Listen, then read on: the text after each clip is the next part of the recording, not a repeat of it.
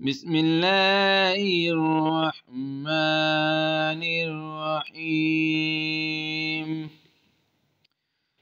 ألف لام را.